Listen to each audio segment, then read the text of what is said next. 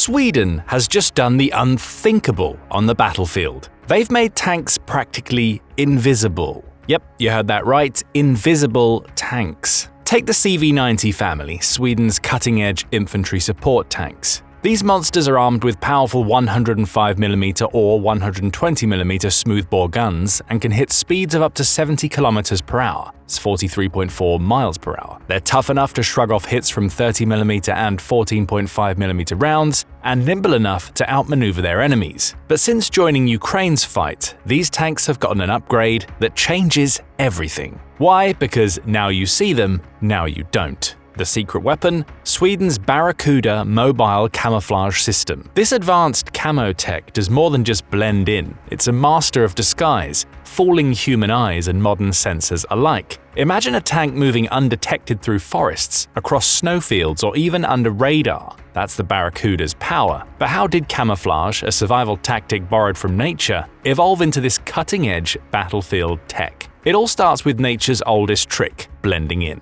For millions of years, predators and prey have relied on camouflage to survive, using colors and patterns to disappear into their surroundings. Humans didn't invent this concept, we stole it from the natural world. Early sailors painted their ships bluish-green to merge with the sea, sneaking up on enemy coasts undetected. By the 19th century, armies like Portugal's outfitted their soldiers with camouflaged uniforms, blending them into the arid landscapes of the Iberian Peninsula. But the real revolution came in the early 20th century, thanks to zoologist Abbot Tyre. His book, Concealing Coloration in the Animal Kingdom, introduced the world to the concept of disruptive coloration, bold patterns that break up an object's shape, making it harder to detect from afar. Military strategists quickly adapted his ideas, and camouflage as we know it was born. For much of the 20th century, it worked like magic. Soldiers and tanks disappeared into their environments, fooling the human eye with ease. But then technology changed everything. Infrared sensors, radar, and electromagnetic scanners made traditional camouflage obsolete. Tanks and vehicles lit up like neon signs on enemy screens, forcing militaries to rethink how to stay hidden.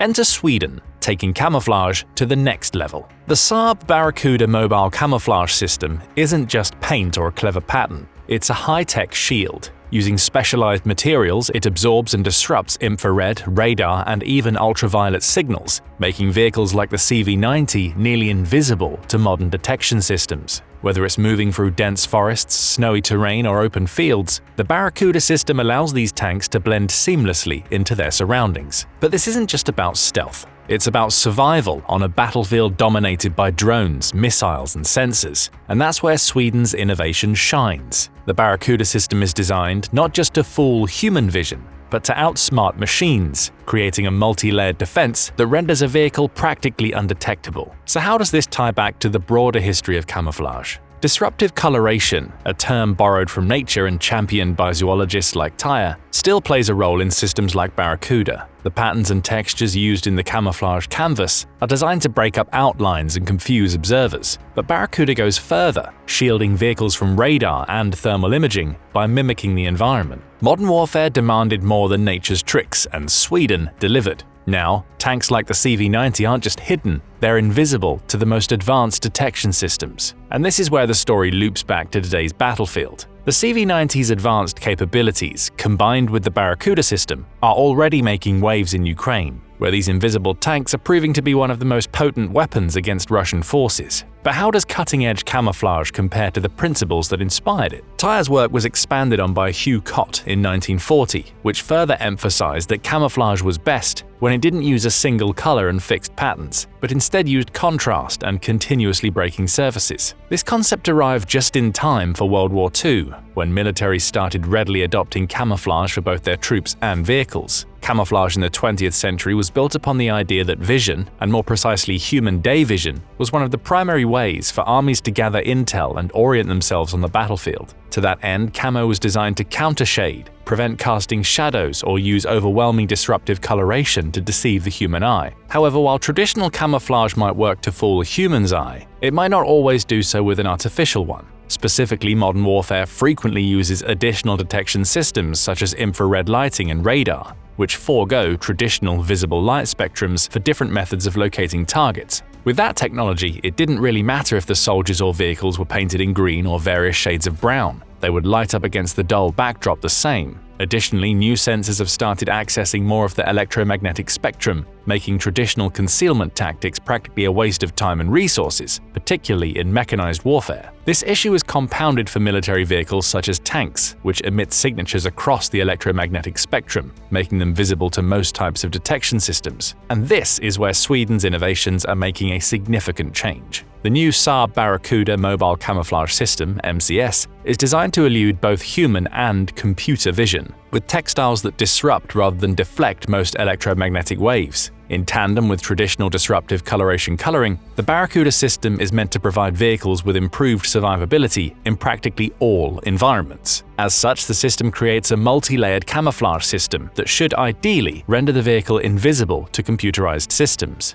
The first aspect of the Barracuda MCS is the matte coloring scheme, allowing a vehicle to blend in with natural environments such as foliage, dirt, and even snow. Because it's customizable, the Barracuda system actually comes in several different color configurations, and it's not applied as paint, but as a protective canvas on top of existing vehicles. This allows it to be placed and exchanged on vehicles at will, allowing militaries to create more adaptable combat strategies that leverage the most prominent geographical and landscape features for effective camouflage patterns. It's precisely this more advanced camouflage system that lets Barracuda shine. The canvas material and textured patterns that Barracuda uses are specifically made to disrupt and deflect both infrared and ultraviolet light. A Barracuda covering over a tank thus makes it much more difficult to spot when using night vision equipment. This makes tanks that have this system installed significantly more maneuverable and operational at nighttime or in adverse weather conditions. Additionally, Barracuda helps objects cover their thermal signatures. This is due to the canvas adapting to the temperature of the environment. The material separates the internal heat of the object or person it's covering from the surrounding air. Instead, the canvas's temperature is more closely related to the exterior heat by convecting the radiation from the environment and dissipating any excess. Thus, a thermal camera pointed at an object that uses the Barracuda system is likely only to see the heat signature of its surroundings rather than the object itself. Similarly, the system protects against radar and short-range infrared detection. This is because the canvas diffuses the radio waves that the radar puts out. When a radar pings, it transmits microwave energy, which has a longer wavelength than visible light, in a specific direction. Normally, most objects that the waves collide with deflect them back, where an antenna picks up the signal. The shape, size, distance, and even velocity of the object are then calculated using the difference between the outgoing and incoming wave frequencies. But the Barracuda canvas dissipates the radio waves in a way that more closely replicates soil or landscape. A non-moving object covered with Barracuda is thus mimicking its surroundings more closely.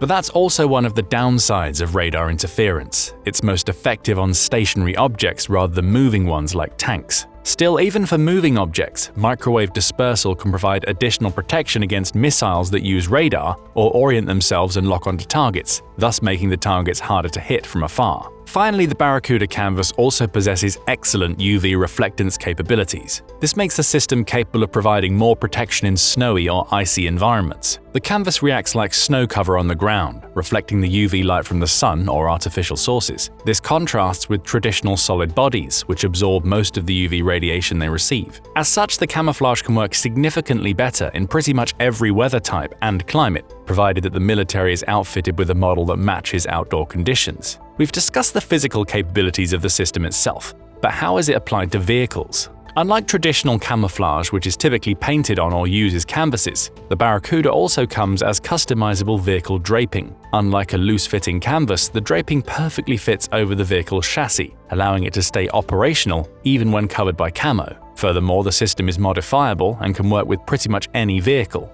But back to the first example of a vehicle that uses the Barracuda system, the aforementioned Swedish CV90. The CV90, or Combat Vehicle 90, is a family of infantry support vehicles or tanks that have been developed by Sweden since the early 1990s. Sweden has so far donated 50 of these vehicles, outfitted with the Barracuda system, to Ukraine. The CV90 itself was designed to have a lower radar and electronic signature compared to previous models of tanks and infantry support vehicles. This means that with the addition of the Barracuda, the vehicle can become practically invisible to most modern detection systems that are utilized by Russia. One of the hallmarks of the CV90 compared to other modern IFVs, such as the M2 Bradley, is its comfort and inherent durability. The vehicle has an ergonomic troop compartment that fits 2 crew members and 6 infantry in an air-conditioned environment. It's equipped with both personal and collective chemical, biological, and radiological protection systems, allowing the tank to operate in zones most infantry vehicles can't, while also supporting the mechanized infantry squad directly. The tank also uses advanced electronic warfare systems such as radio jammers that can disable drone signals. This is a particularly important specification, considering that drone warfare has become one of the most common avenues that both sides use to gain both intelligence and ground on the battlefield. Ukraine and Russia are using commercial drones with anti-tank mines strapped on them, allowing them to function as mobile kamikaze drones at a fraction of the price of traditional military systems. The drones can maneuver around objects, locate targets using various detection systems, and detonate the ordnance upon impact. The CV-90's inherent radio jamming system, combined with the Barracuda camo, makes the vehicle much less likely to be noticed, especially during nighttime operations when drones rely on limited near-infrared night vision capability. For Ukraine, this is a potentially significant improvement in its nighttime operational capacities. Considering that the US donated M1 Abrams and M2 Bradleys also have nighttime optics, the addition of CV-90s to the vehicle fleet means that many more commanders can launch offensive campaigns at night when the Russians are driving or flying practically blind. However, unlike the Bradleys, the CV-90 has both commander-side and gunner-side thermal vision capabilities. This means that the crew of the vehicle can independently track targets on multiple sides, improving the likelihood of successful attacks deeper into enemy territory. The vehicle doesn't lack offensive or defensive capabilities either. Unlike most NATO donations, which consisted of previous generation or obsoleting models, Sweden has donated CV-90-40Cs to Ukraine, which are considered among the state-of-the-art domestic vehicles that Sweden's own military has at its disposal. The CV-90-40C is equipped with a stabilized rapid-fire 40mm autocannon. The 40mm cannon packs quite a bit more punch than the traditional 25 or 30mm cannon that attack helicopters and infantry support vehicles such as the M2 Bradley use. Considering that Bradleys have been reported shooting down Russia's most modern T-90 tanks when equipped with a 25mm autocannon, the larger cannon of the CV-90 can theoretically shoot through pretty much every land vehicle. The alternative version of the vehicle, the CV-90-35, houses a still impressive 35mm autocannon instead. While this is a slightly lower powered version compared to the 40mm, its main advantage is that the vehicle itself can fit more rounds in its stockpile. Considering that even a 35mm round can be deadly to infantry and older tanks, this makes CV-90-35s more than enough to dish out serious damage on the front lines without needing to fall back and resupply. On the defensive side, the CV-90-40s come with an all-round armor designed to withstand most offensive fire. The multiple composite armor should provide the vehicle with protection from mines, incendiary devices, and ballistic missiles. When combined with electronic warfare deterrents such as radar jamming and laser protection, these infantry support vehicles are practically invulnerable compared to most other vehicles that Russia and Ukraine started the war with. The CV-90 also has significantly more maneuverability than the traditional tank. The optional Suchi-type rubber band tracks are much lighter and quieter than traditional metal designs, reducing vibrations and improving the vehicle's top speed, with some CV-90s being able to reach 43 to 45 miles per hour. Depending on the variant, these improvements are bolstered by a powerful 1,000 horsepower V8 engine and enhanced fuel efficiency, giving the vehicle an impressive operational range of up to 560 miles. All of these factors combine to make the CV-90s one of the most mobile and destructive infantry support vehicles to date. And when you add the new Barracuda system that's been included with all donations, you get one of the most potent land vehicles that the war in Ukraine has possibly seen so far. The track record of the CV-90 in Ukraine has been impressive during the vehicle's first showing in the summer of 2023. The vehicles have allowed the Ukrainian military to mount more offensive operations. The CV-90s were instrumental in going behind enemy lines. With innate electronic jamming and camouflage capabilities, they could slip past Russian defenses and wreak havoc on infantry supply lines to reduce the enemy's capacity to mount an overwhelming offense. Furthermore, the fact that the CV-90s are equipped with larger caliber autocannons than contemporary infantry support vehicles, they can function as makeshift tanks, especially when pitted against previous generation Russian main battle tanks such as the T-80 or T-72. They could be used to provide suppressive fire against both infantry and vehicles, reducing the need for specialized vehicles that would slow down mechanized or mixed squads. This meant that Ukraine could spare its own main battle tanks for the front lines or situations where they needed more mid-range firepower. The Ukrainian 21st Mechanized Brigade was the sole operator of CV-90s in the country in January 2024. The brigade was considered one of the best performing in the Ukrainian army, precisely due to the fact it used Abrams tanks, Bradleys, and the CV-90 vehicles. The military claimed it used CV-90s in ambushes, destroying 40 tanks and armored carriers.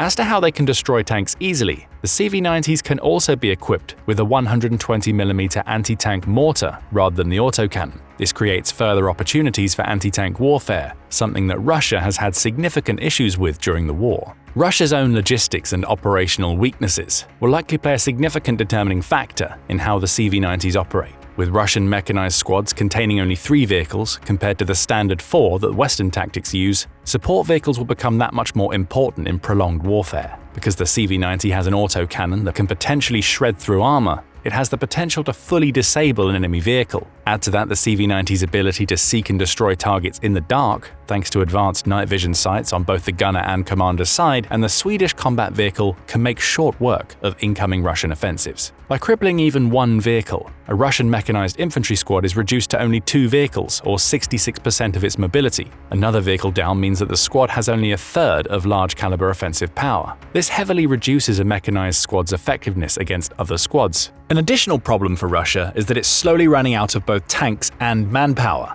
On the vehicle side, the Ukrainian military has proven to have more modernized tanks and support vehicles available to them. Russia's most modern main battle tank design, the T-14 Armata, should have been the direct competitor to, if not better than, the upgraded M1 Abrams tanks. Yet the Russian military has only received 14 of these tanks to date, despite the program being underway for about a decade. Even worse, the tanks have been put on the battlefield for a grand total of 3 weeks before being unceremoniously dragged back. The reason? Poor performance. For all the supposed improvements over the previous T-90s, the Armata tanks still couldn't compete with modernized M2 Bradleys, Abrams, and possibly even the CV-90s that Ukraine fielded. Additionally, the tanks have been proven to be destroyable by kamikaze drones, making them largely useless in the grand scale of the war that depends on emerging technology. Furthermore, the fact that Russia hasn't produced many of these tanks implies that its stockpiles of parts are running low. This is supported by satellite images of empty tank reserve bases. Some analysts suggest that Russia may have as many as 3,000 tanks in storage. However, these are most likely to be the fairly old models, such as T-72s or T-80s. These tanks have incredibly light armor compared to newer designs, which would probably make them easy pickings for the Ukrainian arsenal of armored vehicles, drones, and anti-tank missiles.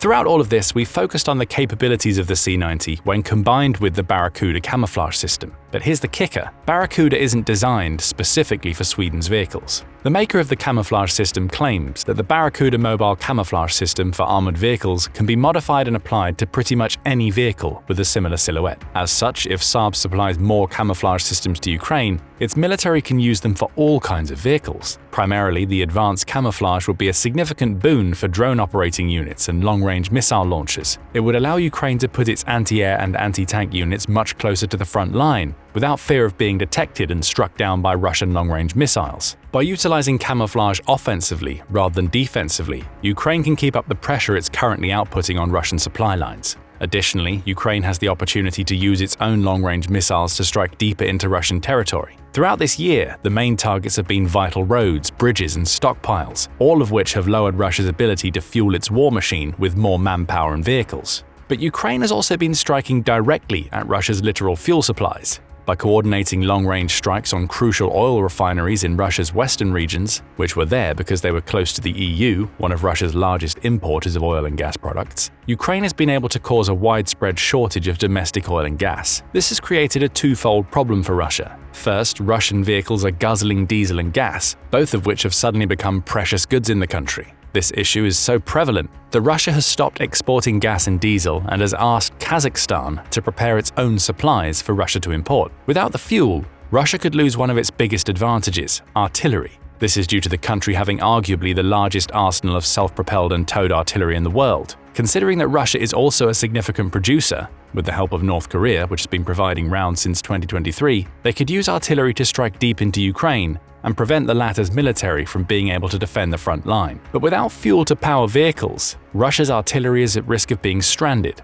and with Ukraine steadily improving on its own drone systems and using NATO-donated long-range missiles in Donbass, Russia might no longer be able to keep up the tempo. Secondly, the fuel issue can cause a dip in Russia's export capability. If the oil refineries need to work overtime to process crude oil and gas into fuel for the country's vehicles without exporting any, Russia basically loses out on two potential sources of exported products. With the country's economy severely dependent on oil and gas exports, by some estimates roughly 45% of its federal budget is made from oil and gas profits, this could create a feedback loop of the country running out of money to fuel its military. If the Barracuda camouflage system proliferates beyond the CV-90s and becomes commonplace for most ground vehicles, Ukraine can pull ahead in both the quality and operational capabilities of its mechanized infantry squads. And with winter approaching, the ability to muffle the vehicle's trails and electromagnetic signatures will allow Ukraine to move more stealthily and prevent Russia from using its numbers to its advantage. But what do you think? Will the Barracuda system give Ukraine even more of an edge on the battlefield? Or are there more important aspects of the military that NATO should focus on bolstering?